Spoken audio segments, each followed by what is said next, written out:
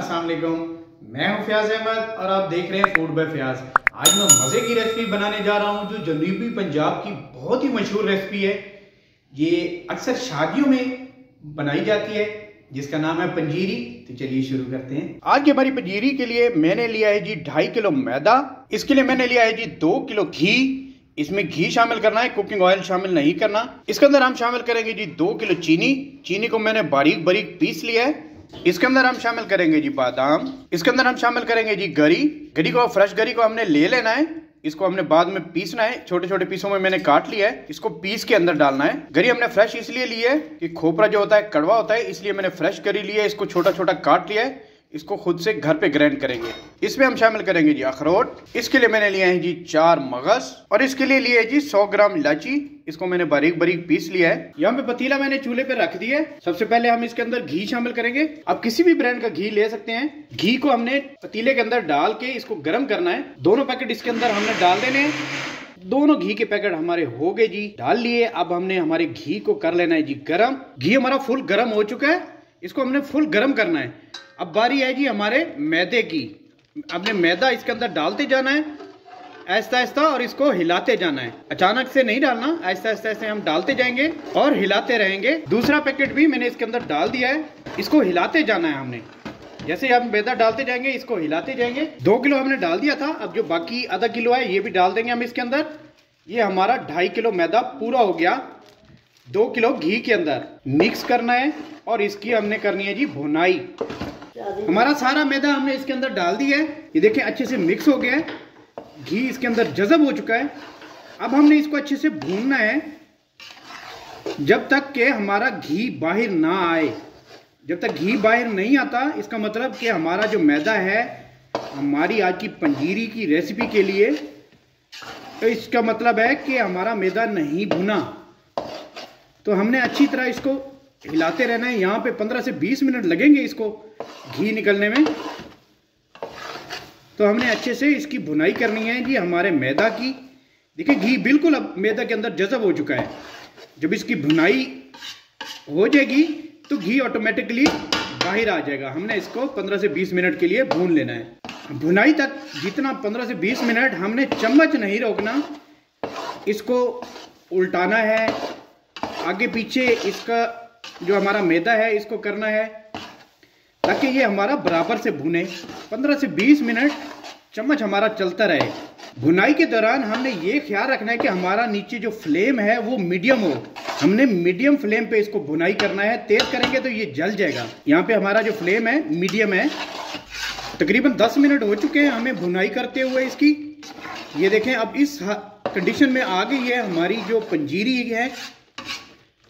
ये देखिए बिल्कुल अब सॉफ्ट होती जा रही है। तो इसका मतलब है ये भुनाई के करीब है।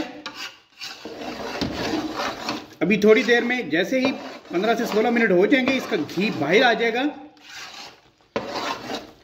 और ये अच्छे से भुन जाएगी। अब बिल्कुल सॉफ्ट हो गई है। बिल्कुल चम्मच ऐसे आप 2 उंगलियों से भी हिला सकते हैं।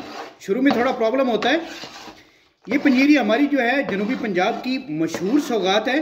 ये हम अपनी शादियों खुशियों में, ऐसे खुशी के मौक़ों पे हम बनाते हैं। हर इलाके की अपनी अपनी डिश होती है, अपने अपने तरीके से बनाई जाती है, लेकिन हम जनूबी पंजाब वाले इस तरीके से बनाते हैं। कलर भी चेंज हो रहा है अभी इसका। 15 से 20 मिनट हो चुके हैं जी तकरीबन हमारी पंजीरी को भुनाई करते हुए। ये देखें अब इस कंडीशन में आ चुकी है। ये बिल्कुल सॉफ्ट हो चुकी है बिल्कुल। ये देखें ये भुनाई हो रही है इसकी। लेकिन यहाँ पे हमने चम्मच नहीं रोकना, चम्मच हमारा चलते रहना चाहिए। इसे 2 से 3 मिनट और हम फ्राई कर लेते हैं, भून लेते हैं हमारी पंजीरी को। इसका घी बाहर निकल रहा है। यहाँ पे भुनाई हमारी हो चुकी है जी कंप्लीट। ये देखें इस तरह बन गई है। इसका यहाँ पे मैंने फ्लेम नीचे कर दिया जी बंद। फ्लेम बंद करने के बाद भी हमने चम्मच हिलाते रहना है इसको ठंडा होने तक। अब यहाँ पे हम शामिल करेंगे जी हमारे जो ड्राई फ्रूट हमने काट के रखे थे। इसमें हम शामिल करेंगे हमारे बादाम। इसको हिलाते रहना है, चम्मच हमारा नहीं रुकना चाहिए एंड तक। इसमें हम शामिल करेंगे जी हमारी गरी और इसके बाद हम शामिल करेंगे जी हमारे 4 मगज। इसमें हम शामिल करेंगे जी हमारी कुटी हुई इलायची पाउडर, चम्मच नहीं रुकना चाहिए, इस चीज का हमने खास ख्याल रखना है। और हम सबसे आखिर में हम शामिल करेंगे इसमें हमारे अखरोट। अभी से इसकी इतनी प्यारी खुशबू आ रही है इसके अंदर। अब यहाँ पे सबसे आखिर में हम चीनी शामिल करते जाएंगे। चीनी को हमने थोड़ा थोड़ा डालते जाना है और मिक्स करते जाना है। ऐसे थोड़ा थोड़ा हम डालते जाएंगे और इसको मिक्स करते जाएंगे। यहाँ पे मेरा फ्लेम बंद है, ये ख्याल रहे कि नीचे हमारा फ्लेम बंद है, क्योंकि इसके अंदर घी गर्म होता है, तो ये हमारी जो पंजीरी है काफी देर तक गर्म रहती है। अब देखिए पहली वाली चीनी हमारी मिक्स हो गई। अब हम इसके अंदर दूसरी चीनी शामिल करेंगे। चीनी को पीसना है। हमारी पंजीरी की जो रेसिपी है इसके अंदर ये ख्याल रखना है कि हमने चीनी को पीस के डालना है। इसके अंदर चीनी ऐसा ऐसा डालते जाएंगे और चम्मच हिलाते रहेंगे। चीनी मैंने जो 2 किलो ली थी, पीसी हुई थी, वो 2 किलो की 2 किलो मैंने इसके अंदर डाल दी है। तमाम ड्राई फ्रूट भी डाल दिए हैं। नीचे फ्लेम मैंने बंद किया हुआ है और इसको चीनी मिक्स करने के बाद, चीनी डालने के बाद भी हमने 6 से 7 मिनट ऐसे ही चम्मच हिलाना है, ताकि हमारी जो चीनी है अच्छे से मिक्स हो जाए हमारी पंजीरी के अंदर। ये देखें ये कितनी गाढ़ी हो चुकी है। ये जैसे जैसे ठंडी होती जाएगी ये और मजे की बनती जाएगी। ये हमारी सर्दियों की भी सौगात है। ये सर्दियों में इस्तेमाल की जाती है क्योंकि इसकी तासीर जो है काफी गर्म होती है। यहाँ पे आज की हमारी जो रेसिपी थी पंजीरी की, यहाँ पे मैंने रख दी है। इसको अब हम करेंगे जी गार्निश।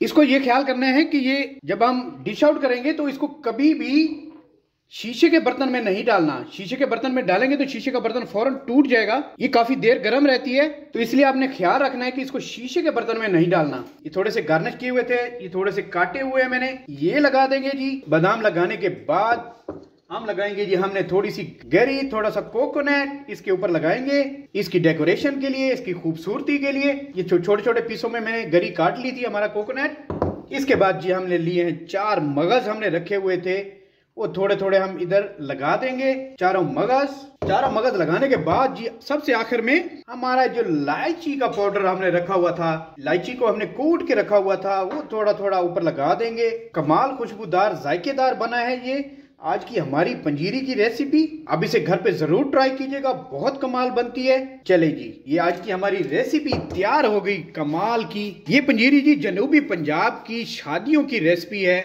जब यहाँ पे शादियां होती हैं तो लड़के वाले पंजीरी बना के लड़की वालों के घर भेजते हैं। ये वो वाली पंजीरी है, वो वाली रेसिपी है। उम्मीद करता हूँ आज की मेरी ये पंजीरी बनाने की रेसिपी आपको अच्छी लगी होगी।